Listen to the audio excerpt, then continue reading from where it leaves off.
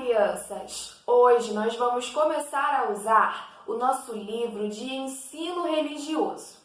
E lá no início, nós vamos começar a falar da Bíblia. Você tem uma Bíblia? Dá uma pausa nesse vídeo e pega a sua Bíblia para acompanhar essa aula. A tia tem duas Bíblias e eu trouxe aqui as minhas Bíblias para vocês. A primeira é essa daqui. É uma Bíblia pequena e branca. E é a Bíblia que eu acho mais bonita, das que eu tenho. E a outra é essa daqui, que é bem velhinha. Mas eu gosto dela, sabe por quê? Porque a linguagem dela é uma linguagem muito mais fácil. Eu acho ela muito mais fácil de entender do que essa daqui.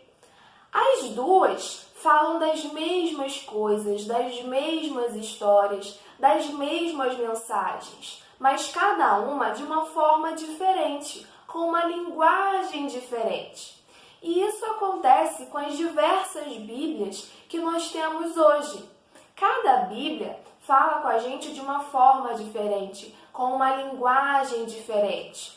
Algumas com uma linguagem mais fácil e outras com uma linguagem mais difícil, que fica um pouquinho mais difícil da gente entender. A Bíblia é nada mais, nada menos que a palavra de Deus. E a Bíblia é dividida em vários livros diferentes.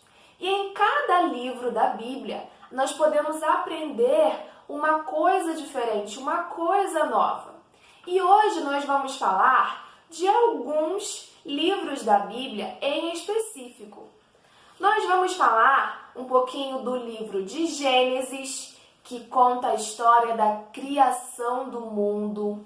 Nós vamos falar um pouquinho do livro de Reis, que trabalha com a história de vários reis da Bíblia.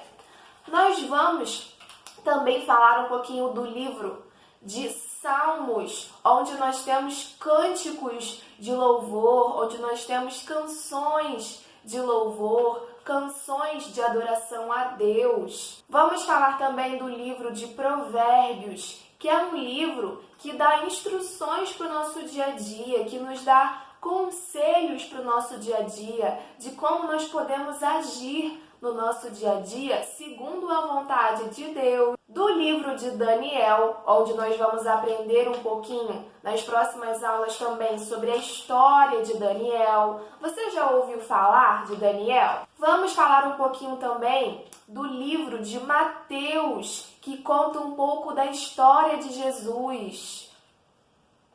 Do livro de Atos, que conta a história dos apóstolos de Jesus. E do livro de Apocalipse, que vai falar da volta de Jesus. Porque nós que somos cristãos, acreditamos que Jesus ainda vai voltar.